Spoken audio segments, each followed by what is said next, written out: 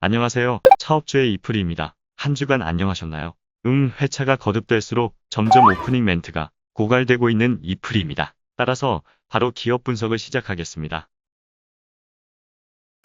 이번 주에 다룰 기업은 코스닥 상장사 레이크 머티리얼즈입니다. 현재 시총은 2,386억이네요. 바로 다트로 들어가 보겠습니다. 먼저 소속 부변경 공시가 있네요. 레이크 머티리얼즈의 사업보고서상 재무손익 등을 기준으로 4월 한 달간 정기심사가 되어 중견에서 벤처로 수평 이동되었네요. 이러한 요건 중 정기심사 요건에 충족되었겠죠. 그리고 공급계약 공시가 있는데요. SK머티리얼즈의 자회사이자 크게 성장 중인 SK트리캠과의 반도체 프리커서 고유전율 공급계약이네요. SK트리캠은 프리커서, 즉 반도체용 전구체 사업을 합니다. 반도체 제조 공정에서 방막을 증착하기 위해 사용되는 유기금속 화합물을 전구체라고 하죠. 여기서 하이케는 전하를 더 많이 저장할 수 있는 특성의 물질이라는 것입니다. 레이크 머티리얼즈의 유기금속 화합물이 SK트리캠의 전구체 제조를 위해 공급되나 보군요. 계약 대상도 공급 물질의 사업성도 좋아 보지만 계약 규모도 매출액 대비 상당한 것을 보아 의미 있는 공급 계약으로 생각되네요.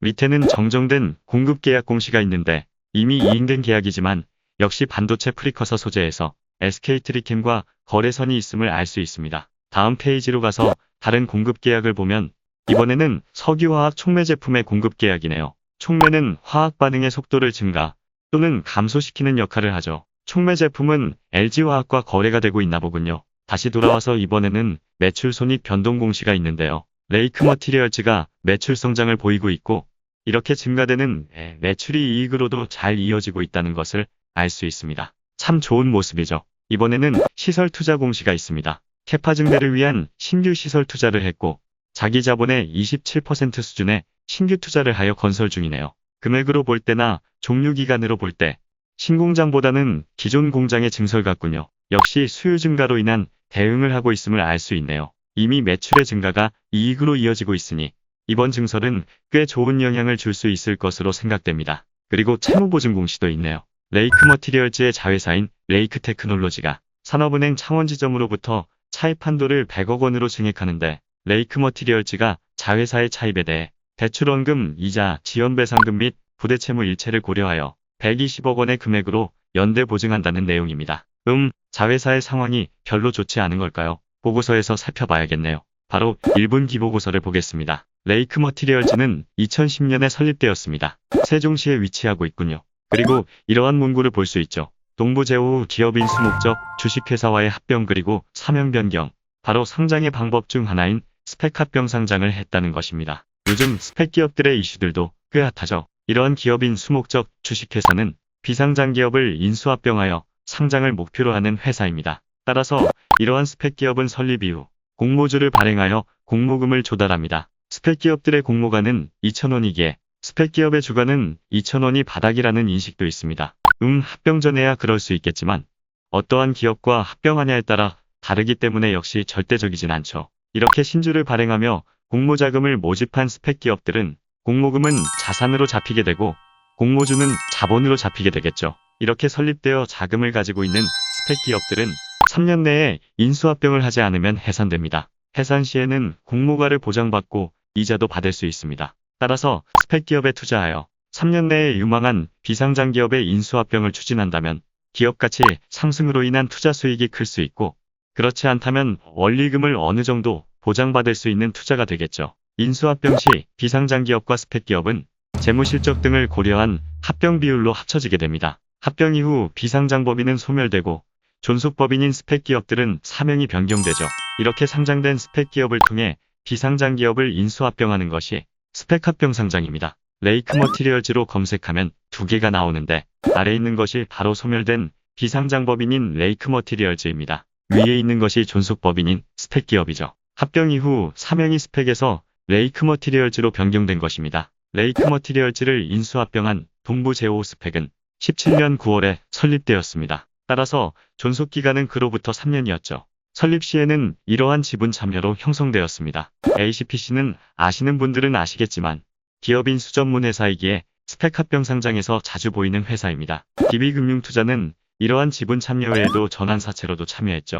대부분의 스펙 기업들은 이러한 형태로 설립됩니다. 이후 17년 12월에 동부제오 스펙은 400만 주의 공모주를 발행하여 80억의 공모자금을 조달했습니다. 역시 공모가는 2,000원이죠. 따라서 레이크 머티리얼즈를 인수합병하기 전에 동부제오 스펙의 총 주식수는 설립 시 84만 주와 공모주 400만 주를 합친 484만 주이고 출자금과 공모자금의 운영비용이 제해져서 자기 자본이 89억이었던 것을 알 수 있습니다. 그리고 자본금은 4.84억입니다. 스펙 기업은 액면가가 100원이죠. 개인적으로 스펙 합병 상장에서 가장 중요하게 생각하는 것이 바로 이 부분입니다. 보통 스펙 기업의 액면가는 100원이고 인수합병되는 기업의 액면가는 일반적으로 500원입니다. 결국 스펙 합병 상장은 액면가가 서로 다른 두 기업의 합병입니다. 따라서 주식수가 크게 증가하게 되고 경우에 따라서는 합병 비율로 인해 자본금도 큰 비율로 바뀌게 됩니다. 레이크 머티리얼즈도 역시 액면가가 다른 두 기업의 합병이었죠. 그러나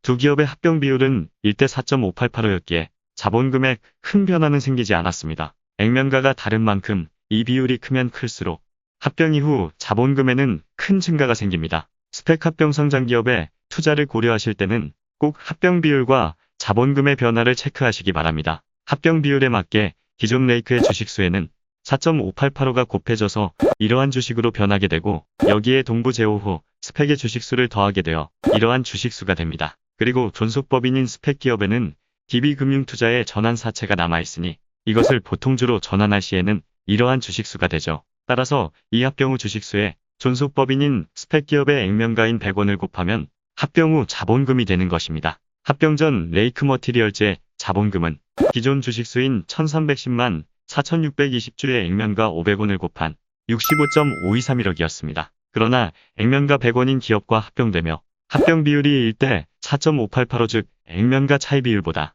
높은 가치로 합병을 하게 되니 합병 후 오히려 자본금이 낮아지게 되었죠. 그러나 합병 상장 이후에 전환사채를 모두 보통주로 전환했기에 현재는 이러한 자본금입니다. 이렇게 레이크 머티리얼즈는 절차상 간편하고 신속한 스펙 합병 상장으로 코스닥 시장에 상장했습니다. 레이크의 상장 시기로 스펙 상장을 추진한 배경을 추측해보건대 아무래도 팬데믹으로 인한 저조한 공모청약 참여가 예상되기에 공모청약이 없이 이미 공모자금을 확보해둔 스펙 기업과의 합병으로 안전한 방법을 택한 것이 아닌가 싶군요. 종속회사로는 중국 시장 확대를 위한 중국 법인과 아까 봤던 레이크 테크놀로지가 있음을 알 수 있죠. 중국 법인의 실적은 예년과 같은 수준이고 레이크 테크놀로지는 설립한 지 얼마 되지 않은 회사네요. 앞서 자회사의 차입을 위한 연대 보증을 한 것은 설립 후 사업 확대를 위한 차입이었겠군요. 현 상황에서는 연대 보증이 전혀 문제가 되지 않고 오히려 사업 확대로 좋게 작용할 수 있겠습니다. 총 주식수를 보면 역시 액면가가 100원이기에 주식수가 많아 보이죠. 여기서 자기 주식은 합병으로 인해 생긴 것입니다. 이러한 주식을 누가 가지고 있는지 지분율을 보면 최대주주 및 특수관계인의 지분이 넉넉한 것을 알 수 있네요. 특히 김진동 대표님의 형인 김택동 레이크 투자자문 대표가 2대 주주인 것이 눈에 띄는군요. 김진동 대표님은 코스닥 상장사인 DNF에서 연구소장 및 영업총괄을 하셨습니다. DNF도 전구체 사업을 하는 회사죠. 다른 임직원분들의 이력도 한번 봐보시길 추천드립니다. 또한 스펙 기업의 최대 주주였던 80만 주를 가진 ACPC는 총 주식수의 증가로 지분율이 1% 수준으로 줄게 되어 따로 표기가 되지 않았네요. 이제 이들의 지분 변동 공시는 의무 공시가 아니기에 ACPC의 엑시트는 공시로 확인이 안 될 것 같군요.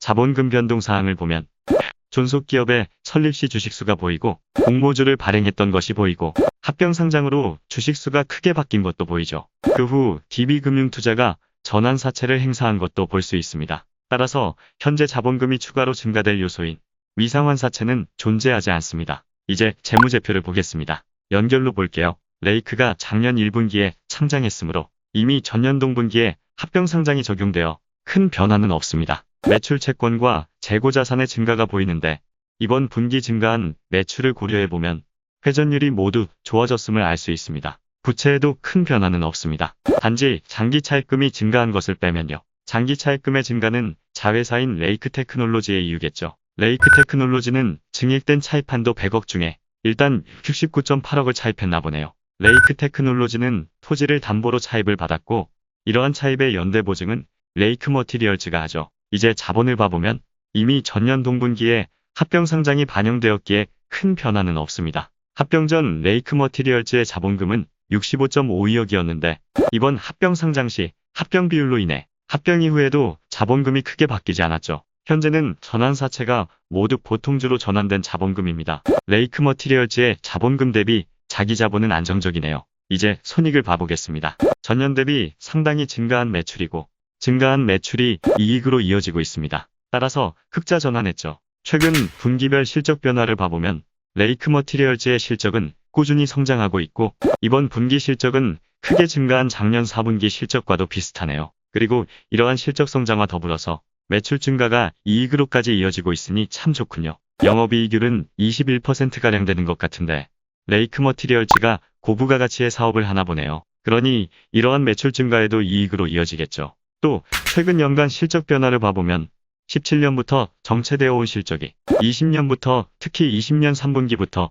개선되기 시작한 것입니다. 16년에서 급격히 좋아졌던 17년에도 역시 영익이 좋았네요. 좋은 사업 아이템을 하고 있음이 추측되는데요. 최근 수요 증가로 인한 캐파 증설과 좋은 이익률을 보건대 앞으로의 사업 전망도 좋을 수 있다고 생각되네요. 이제 레이크 머티리얼즈의 사업을 봐보겠습니다. 레이크 머티리얼즈는 이러한 사업을 하고 있습니다. 반도체, LED, 태양광, 촉매 등의 소재로 사용되는 유기금속 화합물을 개발하고 공급하는 소재 전문 기업이죠. 촉매는 메탈로센 촉매 소재였네요. 메탈로센 촉매는 LG화학이 국내 최초로 상업화한 것으로서 고부가 화학 제품을 만드는데 사용되는 차세대 촉매입니다. 따라서 앞서 봤던 레이크와 LG화학과의 촉매 물품 공급 계약은 메탈로센 촉매에 대한 것이겠군요.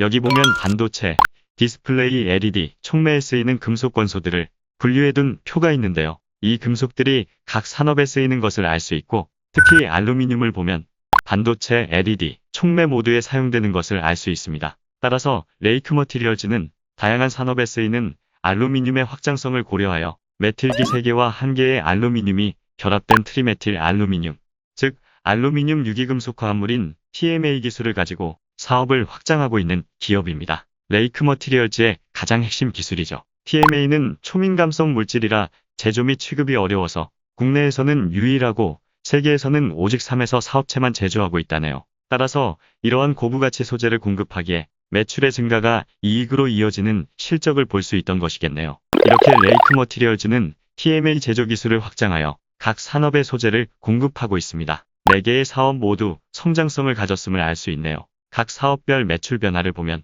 작년에 특히 반도체 그리고 촉매 사업의 증가가 있었네요. 올해 1분기 실적을 보건대 역시 올해도 좋을 것으로 전망되죠. 또한 생산 캐파를 보면 각 사업의 캐파가 조금은 여유가 있는 상황인데도 새로운 캐파를 증설하고 있으니 역시 올해 수요가 더 커질 것이 예상되네요. 아무래도 반도체와 소울 쪽 캐파를 증설하는 것으로 추측되는군요. 그러면 여기까지 하겠습니다. 이프리의 기업 평가 시간입니다.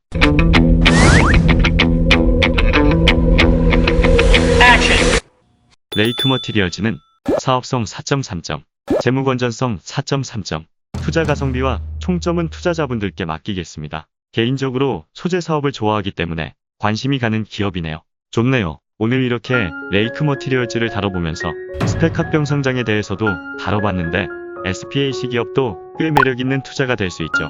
포트폴리오에 추가해도 괜찮을 투자 방법이라 생각됩니다. 클로징 멘트도 고갈되고 있는 이프리이기에 바로 마무리하겠습니다. 오늘도 차트 없는 주식 투자였습니다.